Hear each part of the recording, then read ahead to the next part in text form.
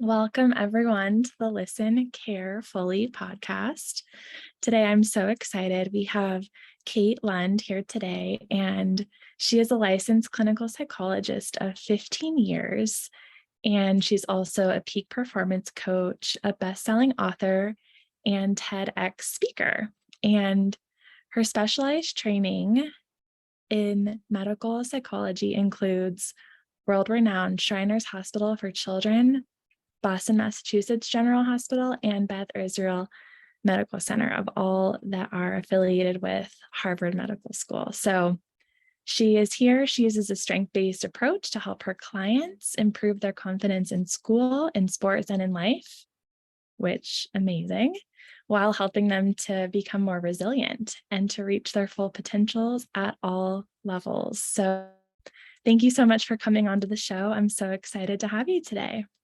Excellent. Well, thank you so much for having me. I appreciate it.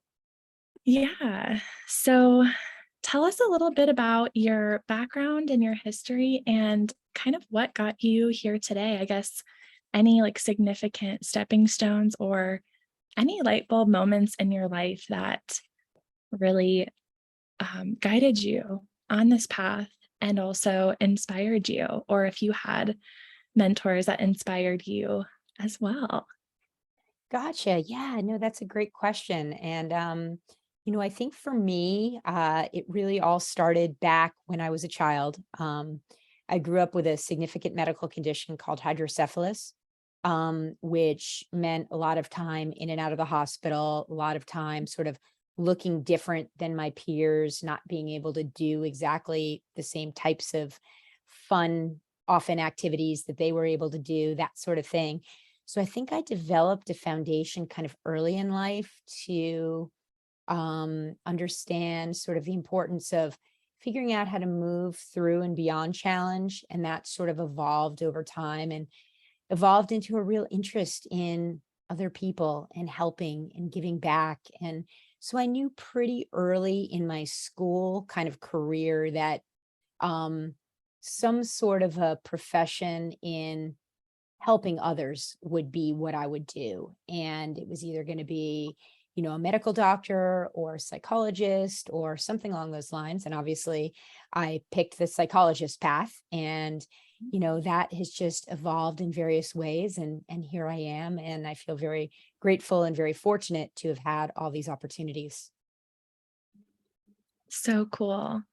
Yeah, like I'm just thinking back too about just how so much of our childhood has an impact on how we choose to show up today in our adult lives. And when you're in it, you're so in it. And it can feel like, at least for me, when I was a child, I was like, oh, what is next? Like looking up to the adults in my life or just the older kids around me. It's like there was always this feeling of, okay, we're getting to where we're going.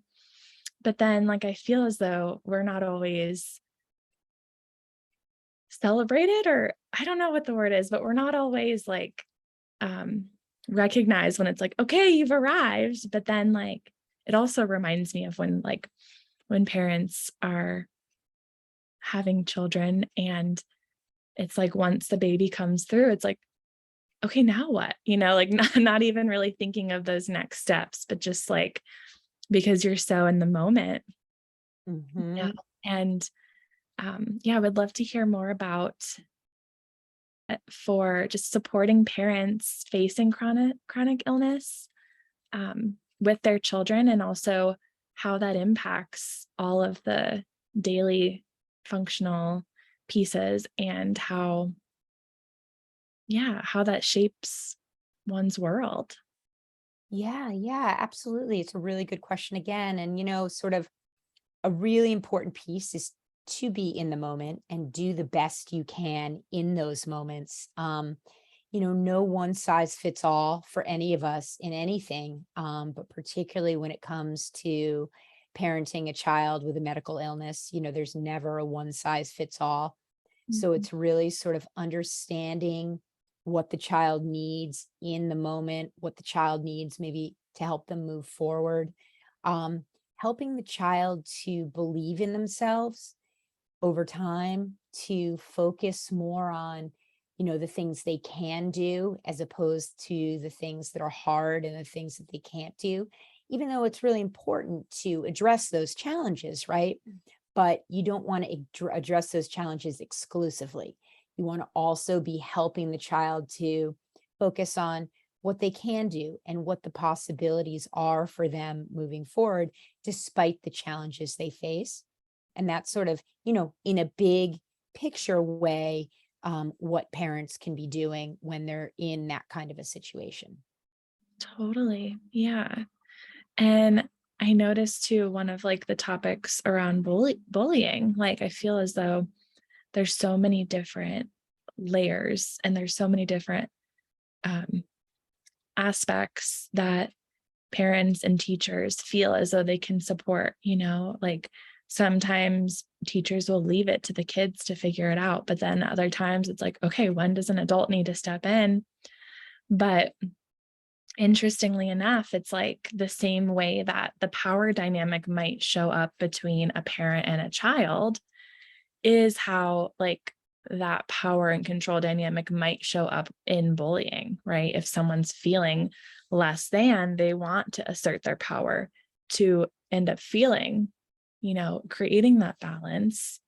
Um, and then it's like if someone is struggling or if they are like a target or, like they don't fit in, like, or if they're having their own struggles, I would love to hear too about how just the social emotional lens needs to take priority. I feel like we're so cognitive and like that's so important, but we can't forget about the rest of our body.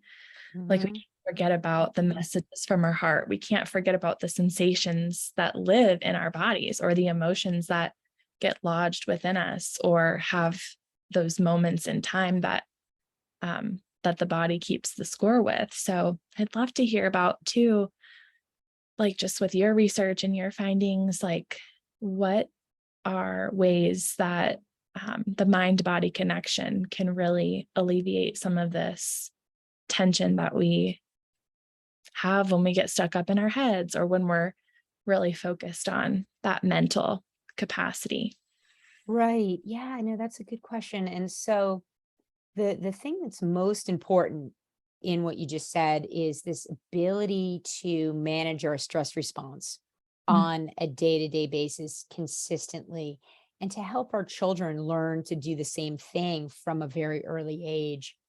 Because if we think about it, if we're meeting stressors that are inevitably going to hit at a sort of balanced level place, it's going to be a lot easier to contend with the stressor, because it's going to spike us a little bit. But if we're up here and our stress response is completely unmanaged, and a stressor hits, it might sort of escalate us to the point of shutdown. And then, we're going to be stuck. We're going to have to spend so much time kind of digging out of that place. So that's why it's really, really important, for all of us as parents to be managing our stress response consistently, teachers managing stress response consistently, but also giving our kids the tools to do the same thing. Particularly important when a child is struggling with, a medical challenge or any mm. other kind of challenge. So yeah, managing the stress response is really, really key in sort of the mind body connection and modulating all of that. Yeah. And I'm also thinking as you share that, how to support like siblings of families that, let's say, one child is facing chronic illness or having a medical condition that needs, like the hospitalization or just that attention in a different way, and just how that impacts the children who are, let's say, healthier, or maybe they're not getting as much of the one-on-one support that Mhm. they do need as they are developing as well. Like, has that come up for you of supporting families where, let's say, the other siblings are having a harder time, but because they're um, they're not as loud, or, they're not, their presenting issues are not taking that precedent, if that makes. Yeah. Yeah, no, that definitely makes sense. And so that idea of supporting siblings when there's a child who has a significant challenge in the home, that kind of thing. And yeah, it's really, really important to kind of, as best parents are able, balance the attention that's given, balance the meeting of needs, across all of the kids in the home. Not always easy to do. So Yeah. important for parents to give themselves grace in those moments when you can't be everywhere or be everything all at the same time, but Mhm. sort of in a more global sense to make sure that the needs of the other kids, child, are being met sufficiently so that things don't fall through the cracks and acting out doesn't start to happen, and various other manifestations. So yeah, no, that's a very good point. Totally. Yeah. Well, I'd love to hear about your own experience too, and the biggest lessons that have come from your experience with hydrocephalus. And for those that don't know what that is, I'd love to hear your explanation, and also what were your struggles and what were your moments where you kind of overcame. Sure. Yeah. So hydrocephalus is a condition which anyone can get, but very common in young kids, where the cerebral spinal fluid isn't circulating as it should. And so, as a result of that, pressure builds up on the brain, and you develop headaches, balance problems, a lot of throwing up, particularly in the middle of the night, Mhm. that sort of thing. So, it creates a real physical illness challenge. It's managed with something called a shunt, which is a surgically implanted device, which essentially circulates the fluid that is not circulating on its own. So I had that put in when I was 4. And shunts are great. They really allow one to live a very full and productive life with this condition. Problem Mhm. is, shunts break.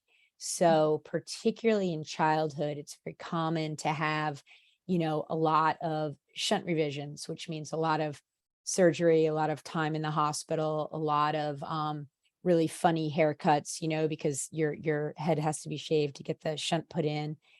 And, so that made me really kind of, it set me apart from my peers in those elementary years. I looked different. I felt different. I got behind on my schoolwork. I needed a lot of support in that way, kind of Mhm. staying, caught up, catching up, that sort of thing. Physically wasn't able to do kind of the fun things, gymnastics or Mhm. bouncing on trampolines at birthday parties, that kind of thing. But I was really fortunate. I had supports in my life, my parents, Mhm. friends, parents, friends, that sort of thing, who helped me to focus more on the things I could do as Mhm. opposed to the things I couldn't do. And so I couldn't play contact sports, for example. But, I found out, or I figured out pretty early on, that I was a pretty good tennis player.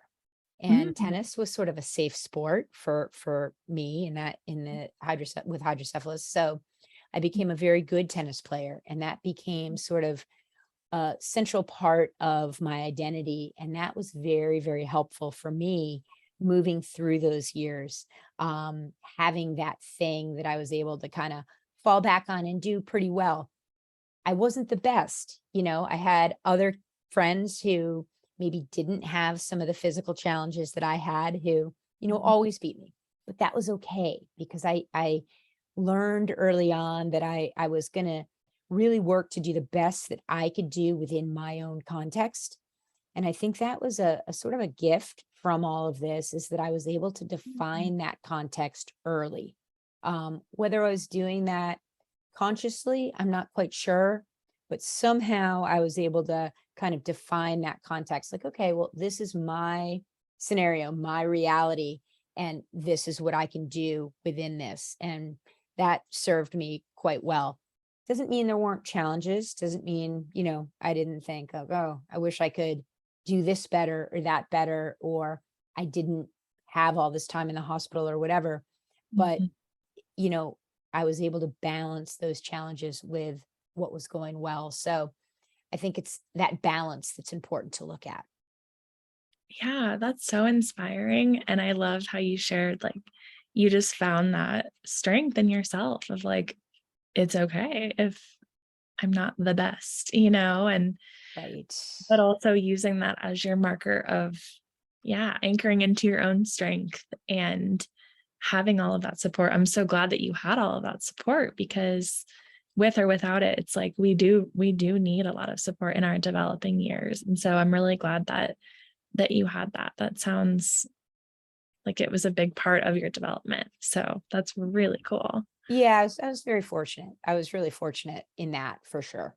And really helping parents to focus on their children's strengths within the context of the challenge. Because oftentimes, it's easy to be like, oh my gosh, this is wrong and that's wrong and everything's wrong. We Mhm. really want to encourage, folks to look for the things that are right and look for the strengths the child has, because a child always has strengths that they're bringing to the table. Yeah, and it's so normal, like just normalizing that the brain wants to orient to the negative. Like Yeah. that is how it is for everyone. It's not in the moment, it can feel like maybe you're the only one, or like, why do I always think this way or orient this way? But yeah, it's cool to know that, oh, it's totally fine. Like we have to make Hmm. that effort to have that emotional intelligence and make that effort to see things, create that balance of perception and know that Yes. we have that power. We hold that power within us. And sometimes I think that we forget if we're not reminded, it's Hmm. kind of like how we need each other to see our blind spots, and we need each other to see where we're falling short, not from any error of our own, but just because we need each other, Hmm. we need connection in that way. Right. Yes, absolutely. And that piece about social connection is so important. And connection in general, connection within family and connection, within a broader social context, so Mm, powerful for helping kids who are struggling on some level. definitely. Yeah. Let's get into frustration. I saw that too, where it's like, how can we support kids to tolerate frustration, but also not get stuck in it, not Hmm. identify with that gripping, like that choice point to like release and surrender and go with the flow. But Hmm. yeah, kind of like that balance between like when we're choosing to stay frustrated versus when we're willing to just let it go, and how we can better do that. Yeah, yeah. And such a good question. And, it all comes back to managing your stress response and teaching our kids to be doing that consistently. Because if we think about it, frustration often evolves from a stressor hitting and not being able to move through and beyond that stressor or manage it in an adaptive way. So, the more sort of consistently we're managing our stress response through, some sort of deep breathing technique or visualization or, exercise or sports or, anything that kind of gets us outside of that kind of lockdown headspace is going to be helpful. Mhm. And that will help kids and all of us really to move beyond that sense of frustration into a more kind of measured, modulated space where we can have some perspective and think about ways to circumvent the challenge that's in front of us that's causing that frustration. Totally. Yeah. The first thing I thought of before you mentioned sports, as you were describing that, I was like, wow, tennis must be a really good way that like that metaphor could come into play, and I Mhm. love tennis too. My mom used to put me in tennis lessons, and yeah, I don't know if I was good, but it just felt good to just, swing the racket and yeah, Yeah, and hit the generate, ball, right? yes. Yes. Yes, generating that power, but it's almost like within the parameters of the court, it's like you can't go too strong because you're just gonna miss the mark or miss the target or the boundary or whatever. It's like finding that balance. I feel like that is such a great metaphor for, you could swing it as hard as you want, but are you going to be in the game? That it comes down to like, what are your goals? What are you going for? Right. Yeah. And finding that balance, which Mhm. allows you to stay in the game. Very important.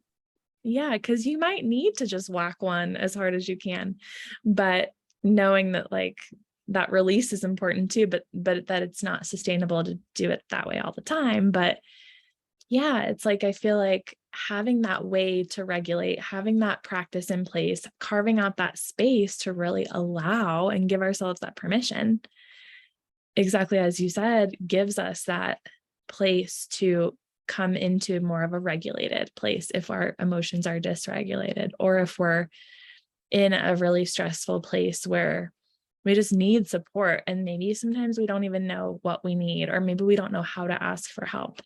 And so yeah, that just feels so important, especially in today's day with so many unknowns and so many things that are unpredictable. And I mean, slowing down to breathe, slowing down to tend to emotionality. I know we tend to our physical body, but do we give ourselves as much permission to tend to that emotional body? Because we know it's contributing to our health just as much.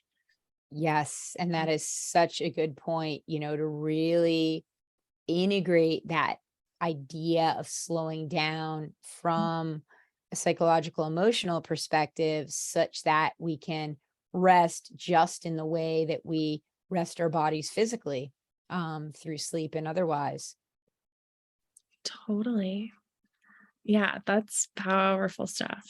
And even just starting there is going to be so significant. So, Yes, love that. absolutely.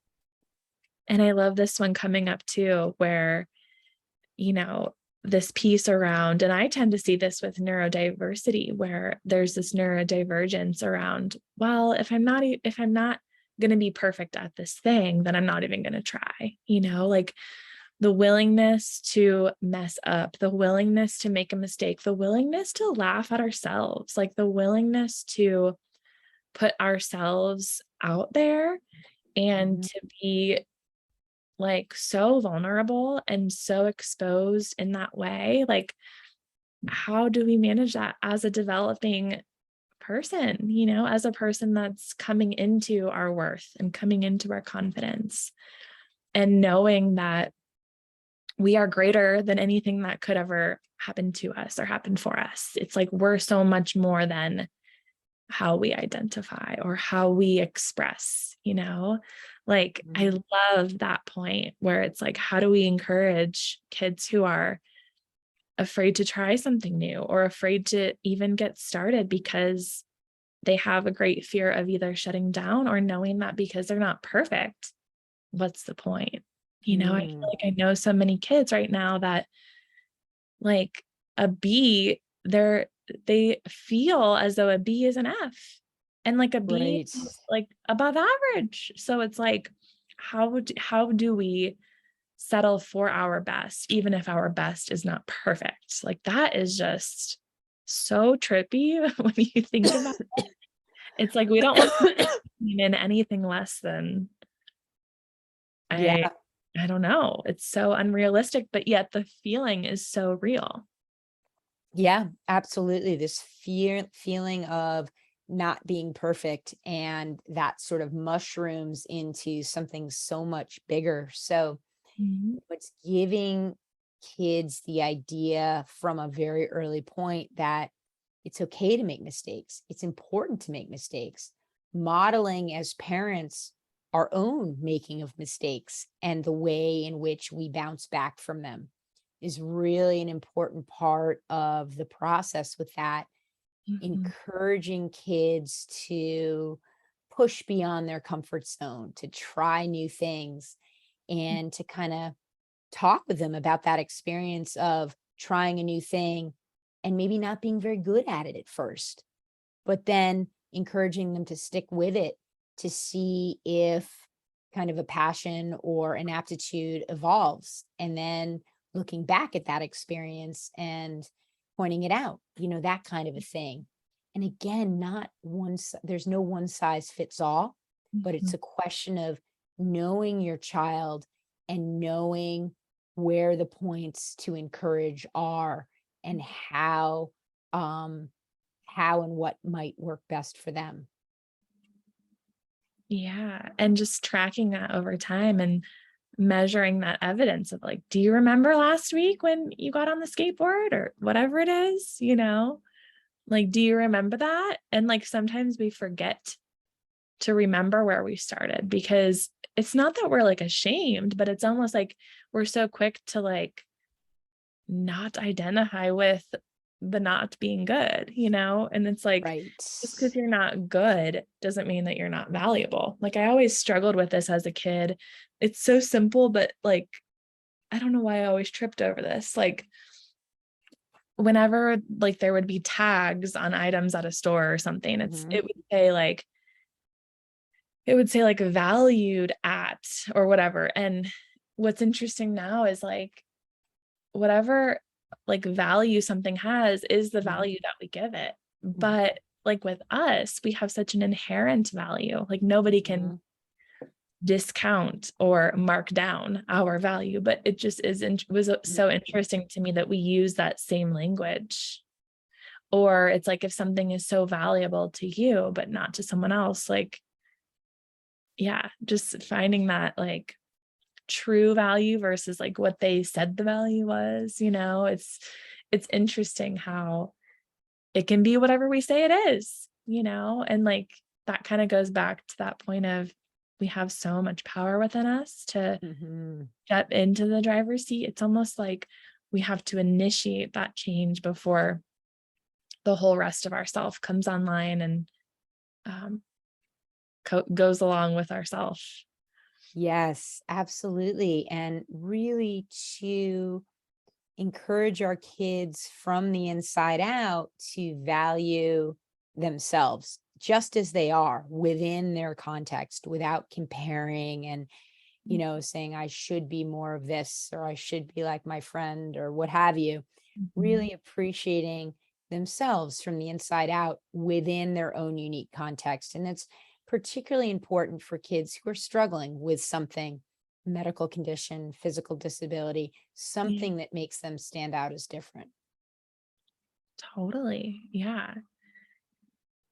That's so wild because it's like the people that I knew that had like physical limitations or medical limitations, like for whatever reason, like they always had a better mindset than I did. And I would Mm, always judge myself for that. Like I would always be like, oh my God, like who am I? And um, yeah, it's interesting how it reminds me too of like if one of your senses are eliminated, it's like all of the other senses come online a bit stronger to sort mhm. of like measure up in a way to like cover all of the ground, and it's really cool that we get to see through adversity what we are resilient to and what we are committed to, but more so like from that deeper soul knowing, and knowing why we're here and knowing what we're here for and knowing how we can generate that inspiration for others and for ourselves. And yeah, just getting out of our own way. There's so Mhm. much that can happen when we just give ourselves that permission. Yes, absolutely. And I like that, getting out of our own way and sort of allowing ourselves to see the possibilities out there, particularly when there's a challenge involved. So the possibilities on the other side of the challenge, that sort of thing, and the possibility of circumventing the challenge to move forward. Yeah, because we hear that term like resilience a lot of the time. And we always hear like, well, kids are so resilient, But then I also think about how, like, when you are a kid, your spirit just feels so pure. Like, you just feel so in the moment because everything feels magical. There Mhm. is a sense of, I just spent this last weekend with my nieces, and my youngest niece was born in July, so she's still pretty little. Mm, And my other niece is 3. And mm. just being on the carousel, like that was so exciting, Oh, yes. ability to just be so excited. And if ever I like took my hand off of the pole, like the Yeah. spiral Yeah. thing, if ever I took my hand off to wave, like she would be like, hold on, like That's so she would awesome. remind That's so me. fun. Yeah. Yeah. And just all of these subtle ways of feeling and all of these subtle ways of noticing and observing. And I mean, just so precious, just getting to hold her hand walking down the tunnel of the zoo. And like me, when I was younger, I would like yell in the tunnel to get that echo and that reverberation. And then she was doing it too. And I'm like, Oh, that's so cute. bringing me back, It's just like, I feel like kids in general have that ability to be so present, which as a result in our world, it slows us down because we have so much stimulation. Like I heard something yesterday about how the amount of stimulation that we get or like the outside influence on us is more than one would ever have in a lifetime, back in the day or whatever. And I heard Mhm. that yesterday and I was like, no wonder we're so confused or mixed up, or Right. we have epidemics and we have all of these layers of anxiety and depression. It's like, well, because none of it belongs to us, really. Like, who are we truly, really? And Mhm. I feel like the way that we use resilience now is to describe shedding all of these layers that don't belong to us.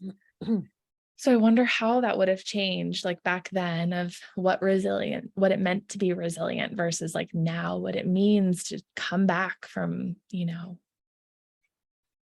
our adversity or whatever we, you know, assign that meaning to. But yeah, resiliency, like it makes me think of that balance between like giving up and taking a break. It's like that, okay, keep going, even if you're just going slow, but Mhm. yeah, I'd love to hear about resilience from your angle and how that impacts kids. Yeah, yeah, no, I hear you. And there is so much pressure and so much input on kids right now and on all of us, right? And so that definitely makes everything more more difficult, more challenging. Mhm. But resilience at the core is this ability to move through and beyond challenge. Mhm. And I would suspect, as you just sort of mentioned, that it is on many levels more difficult today, given all of those intense inputs that kids are facing on so many levels. Um, but resilience is our ability to move through and beyond challenge. Resilience is our ability to integrate a fundamental belief that we can move through and beyond challenge, keeping in mind that challenge is inevitable. It's not one of those things where we can kind of program our mind to think everything is going to be, sunshine and roses all the time, because that's not reality. Um, so we have to be able to contend with the challenges as they come up and move beyond them, maintain a sense of optimism and possibility. A sense of gratitude within the process is always important, something very important to kind of help our kids integrate and grasp. Um, but just in a nutshell, it's moving through and beyond challenge. Yeah. And what would you share with parents, like if their kids are stuck or if their kids are like in that place of adversity and they're just feeling either left out or feeling different or just feeling like they can't connect in these same ways? Like I know for me, sometimes it feels like pretty existential. Like it can feel like a really deep soul Mhm. piece or fragment. Like, it's like I can look around and I know I'm not alone. I know I fit in. I know I have my tribe of people that I genuinely connect with. But And maybe that's something that we all face, like that sense of longing or loneliness. But um, yeah, like for kids who feel like the world is against them or that feel like they are having a hard time connecting to themselves, like what would be your support for parents in that case? Yeah, so hard. That's a broad question because there's so many different levels of that feeling disconnected, feeling like you're either not connecting to yourself or not connecting to others. Mhm, So, on a foundational level, sort of normalizing the experience of feeling, disconnected, feeling like everybody else has all the friends and I don't. I can almost guarantee, our research, our anecdotal evidence, suggests, points to the fact that that's a very universal experience, just plays itself out, manifests in different ways. So mhm, it's a question of really staying connected to our children in terms of trying to understand what their experiences are, talk with them, listen to them, let them know that you're there to listen, not mhm, to pass judgment on their experience, anything along those lines, but just to simply listen and hear them out. You want to leave that channel of communication open. And, as they're ready to take it in, sort of try to point out points where they might be able to build on an existing strength, that they don't even see, but point it out, and keeping in mind that it's an evolving process. This is not sort of a let's turn the switch on and everything's going to be great. You're going to feel better and connected. But it's a process that has to evolve over time to build this foundational, fundamental belief in self that you are going to find your people, you are going to find your direction, but it's just going to take time. mhm. But Yeah, that listening piece for parents is really, really important. Listening without trying to fix per se. so important. Because as a parent, you want to feel useful and helpful, and you want to come to the rescue in most senses. You want to alleviate Mhm. that pain and you want to relieve your kids from any kind of suffering. So, yeah, that's a really big one for parents to orient to and to know that their child can trust the process and that they are there for whenever their kids are ready, and that permissioning piece again is so, so important. Precisely. Absolutely. That's a huge point. Amazing. Well, I'd love to hear how you are now and where life has brought you now and how all of your work has culminated and what your life looks like today. Got it. Well, yeah, so really, really fortunate in that, have moved through and beyond the hydrocephalus experiences very well. So very healthy and physically fit. I have, twin boys who are 14 who keep me on my toes. So our life is full. I've been married for 25 years. My husband is a big piece of the mix. We're both very, very busy, active parents. And so it's kind of on the personal side. And, on the Mhm. professional side, I've, been working as a psychologist for close to 20 years. And it's great. It keeps me busy. It keeps me engaged. I love the fact that I can work with people from so many different angles and just help them to maximize their potential within their own unique context and be aware of that context and embrace that context. And so that's the most gratifying piece of my work. And so other than that, I'm, out there speaking, writing. I just launched actually my own podcast. Woo! Um, which is super exciting. It's a brand new project, which is an evolving process. Mhm. But yeah, that's kind of what's going on. That's awesome. That's so cool. I love hearing that. And I'm also a dog lover. I've got two dogs and training one of them at this point to be a therapy dog.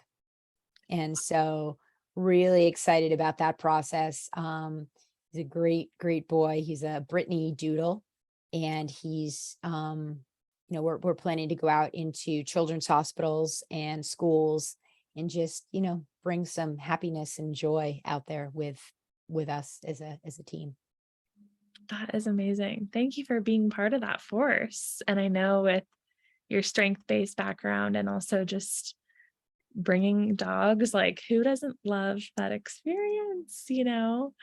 Like Yeah. I used to love the days that we'd either ride horses or I did end up being allergic to horses, but when the dogs came in, oh my Mm, gosh, like you just get that sense that nothing else like really matters, you know, because they have this ability to show us what it's like to be in the present. I too am a big dog lover. You know, dogs are family members too. That's how I see it. And mhm. my dog, she has changed my world. She's rocked my world, and I wouldn't have it any other way. Absolutely. I couldn't agree more. So special. Well, thank you so much for coming on the show today. Is there anything else that you'd like to share with our listeners or anything else that you'd like to leave off with, a little tidbit or um, any non-negotiables when it comes to life and growing and being resilient and moving through these times? Well, I would just encourage parents to help their kids to believe in themselves. And I would encourage parents to believe in their kids despite the tough moments that are going to evolve or come up. Yeah, especially when it's like the differences. I feel like when parents and kids disagree, it's like that bigger lens that holds the unconditional. Yes, absolutely. Absolutely. But Yeah. yeah, that's sort of what I would say as an end point. But I would, thank you so much for having me on today. I greatly appreciate it. Yeah, thank you so much for coming. Where can people find you if they want to learn more about your work? Sure. So they can go to katelundspeaks.com, and that's a great place to take a look. They can also connect with me on LinkedIn. Um, and then I've got the podcast, The Optimized Mind, out there, Mhm. which is a part of the Mission Matters podcast network. So they can find me there as well. Amazing. Well, thank you so much for coming today. Have a beautiful rest of your day. Excellent. You too. And thank you so much again. See you.